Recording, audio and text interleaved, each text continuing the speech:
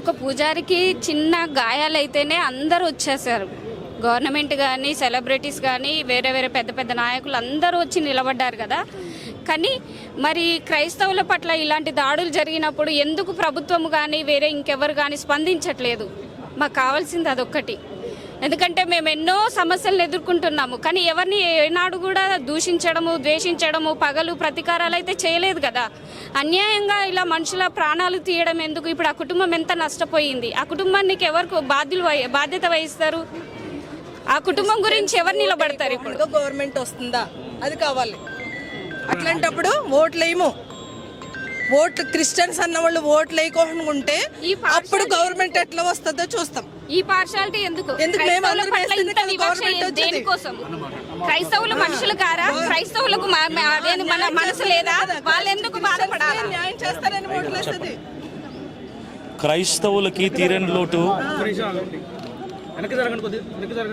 క్రైస్తవులకి ఇది తీరని లోటు అండి. ఆ కుటుంబానికి కానీ క్రైస్తవ సమాజానికి కానీ క్రైస్తవుల పక్షాన న్యాయం లేదు. క్రైస్తవుల పక్షాన ఏ నాయకుడు కానీ ఏ సంస్థ కానీ లేదు. కానీ ఒకటే చెప్తున్నాను, సమాజం అంతటికి, క్రైస్తవ సమాజం అంతటికి ఒకటి చెప్తున్నాను, ప్రవీణ్ పగడాల గారి యొక్క హత్య తర్వాత ఆయన మరణానికి ముందు క్రైస్తవం ఒకటి, మరణం తర్వాత క్రైస్తవం వేరేలా మారబోతుంది. కాయిన్కి రెండు వైపులా ఉంటుంది. ఒకవైపే ఇంతవరకు చూశారు, రెండో వైపు మేము చూపించబోతున్నాం. మమ్మల్ని మేము ప్రొటెక్ట్ చేసుకోబోతున్నాం. మరొక ప్రవీణ్ పగడాల గారు లాంటి ఈ సంఘటన, ఈ దుర్ఘటన జరగటానికి వీలు లేకుండా మేము ఎలా ఫైట్ చేయాలో మేము ఒక తాటి మీదకి సేవకులందరము, క్రైస్తవులందరం వచ్చి మేము పోరాడబోతున్నాము. మేము ఓట్లు అయిపోతే గవర్నమెంట్స్ ఎలా ఫామ్ అవుతాయి? మా ఓట్లు మీకు కావాలి. మాకు ఇబ్బందులు జరిగినా, మాకు హత్యలు జరిగినా, మాకు ప్రమాదాలు జరిగినా ఎవరు చెల్లించడం, ఒక ఎమ్మెల్యే, ఒక ఎంపీ, ఒక సీఎం, ఎవరు గవర్నమెంట్ ఎక్కడ ఎవరు స్పందించడం లేదు. మెయిన్ మీడియా ఏది కూడా, ఒక TV9 కానీ, TV5 కానీ, NTV కానీ ఏమైపోయారు వీళ్ళందరూ కూడా? చిన్న చిన్న హత్య, చిన్న చిన్న దాడులు జరుగుతుంటే, దొంగతనాలు జరుగుతుంటే, రేపులు జరుగుతుంటే, కిడ్నాపులు జరుగుతుంటే పెద్ద పెద్ద మెయిన్ ఛానల్స్ వచ్చి ఇంటర్వ్యూస్ చేస్తున్నారు. వాళ్ళందరూ ఎందుకు మూగపోయారు? వాళ్ళ గొంతులు ఎందుకు మూగపోయాయి? ఎందుకు మాట్లాడటం లేదు? ఎందుకు రావటం లేదు బయటికి? ఈ హత్య వెనకాల పెద్ద హస్తం ఉంది. ఎవరైనా సరే, నిందితుడు ఎవరైనా సరే, ఇది ఖచ్చితంగా మర్డర్, అది క్లియర్ అవుతుంది. ఫుటేజ్ కూడా ఇప్పటి వరకు 2 రిలీజ్ చేశారు. ఎంతసేపు కొవ్వూరు టోల్గేట్ దగ్గర ఉన్న ఫుటేజ్, తర్వాత ఆ బండి పడిపోయిన ఫుటేజ్ తప్ప దానికి ముందు ఉన్న ఫుటేజ్ ఎందుకు రిలీజ్ చేయట్లేదు? విజయవాడ నుంచి కొవ్వూరు బ్రిడ్జ్ వరకు చాలా టోల్గేట్స్ ఉన్నాయి. ఆ సీసీ ఫుటేజ్ ఎందుకు బయటికి రావట్లేదు? ఎందుకు రానివ్వటం లేదు? అప్పటికే ఆయన మీద దాడి జరిగింది, అప్పటికే ఆయన మీద అటాక్ అయింది, బైక్ డ్యామేజ్ అయింది, ఆయన ఇంజూర్ అయ్యాడు.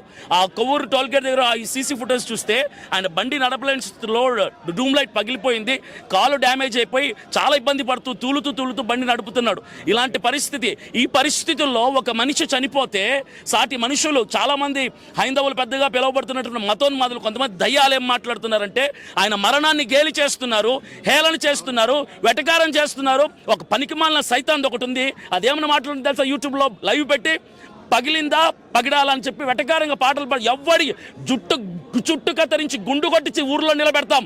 ఎవరు మొదలుపెట్టాం, ఎవరిని విడిచిపెట్టాం. ఈ హత్య వెనకాల ఎవరెవరైతే ఉంటున్నారో ప్రతి ఒక్కరిని రోడ్డు మీదకి తీసుకొని వస్తాము. బొక్కలో పెట్టించకపోతే మేము సేవకులం కాదు, క్రైస్తవులం కాదు. క్రైస్తవులు చేతగాని వాళ్ళు అయిపోయారు. క్రైస్తవుల ప్రేమ తత్వం మీకు అసమర్థత అయిపోయింది, చేతగాని తనం అయిపోతుంది. తిరగబడపోతున్నారు క్రైస్తవులు. ఎదుర్కోవడానికి సిద్ధంగా ఉండండి. ఇప్పుడు పోస్ట్ మార్టం రిపోర్ట్ కొరకు మేము ఎదురు చూస్తున్నాం. అందులో న్యాయం కనుక జరిగితే, ఆ నిందితులు శిక్షింపబడితే సరే, అక్కడ మాత్రం తేడా జరిగిందంటే మాత్రం మేము ఊరుకునేది లేదు. యావత్ క్రైస్తవ సమాజం అంతా కూడా రోడ్డు మీదకి వస్తాం. బళ్ళు కదలనివ్వం, ఏ పని జరగనివ్వం. ఎలా ముందుకు కదులుతుందో ప్రపంచం, ఎలా ముందుకు కదులుతుందో ప్రభుత్వం చూస్తాం. మేమందరం కూడా ఐక్యత కలిగి పోరాడతాం. We fight for justice.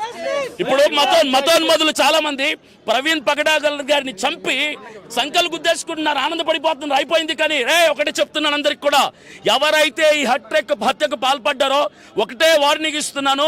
ఆయన మరణించిన తర్వాత క్రైస్తవుల్లో భయం పోయింది, ధైర్యం వచ్చింది. ఒక ప్రవీణ్ పగడాల గారు పోతే 1000 మందిని దేవుడు లేపబోతున్నాడు. 1000 మంది ప్రవీణ్ పగడాల గారు లేపబోతున్నాడు. చావుకు తెగించి బైబిల్ పట్టుకున్న వాళ్ళం మేము బైబిల్ పట్టుకున్న రోజే బ్రతకడం కాదు, క్రీస్తు కొరకు చచ్చిపోవడానికి తెగించాం. Thank you.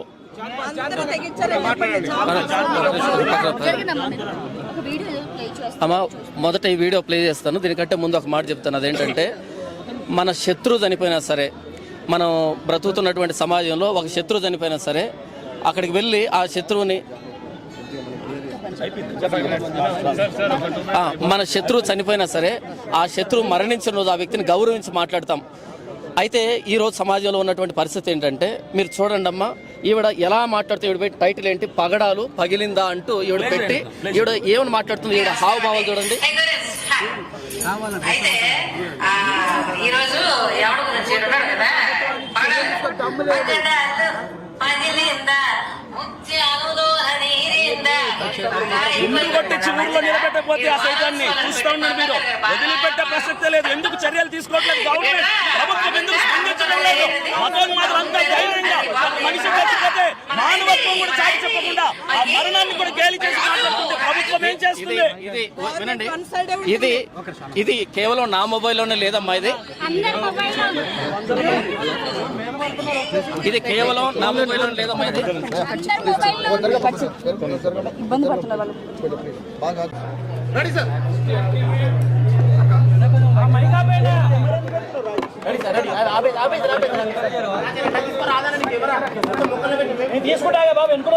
మళ్ళీ మీరు మాట్లాడితే నాకు ఇది గ్లోబల్ పంపించాల. 2 minutes English. దయచేసి సౌండ్ చేయకండి, మాట్లాడకండి. నా ఇంగ్లీష్ వీడియో 200 దేశాలకు వెళ్తుంది. 200 కోట్ల మంది వాచ్ చేస్తారు. అసోసియేటెడ్ ప్రెస్, రాయిటర్స్ పంపించాలి. 200 దేశాలు, 200 కోట్లకి ఈ విషయం వెళ్ళాలంటే మీరు మాట్లాడకూడదు. Thank you. మీరు ఇప్పుడు మాట్లాడండి, మేము బయట మీద లైవ్ ఇచ్చేస్తాం. లైవ్ అన్ని వచ్చాయి. నేను రికార్డ్ పెట్టుకుంటాం. 2 minutes ఇంగ్లీషు, 2 minutes 3 minutes.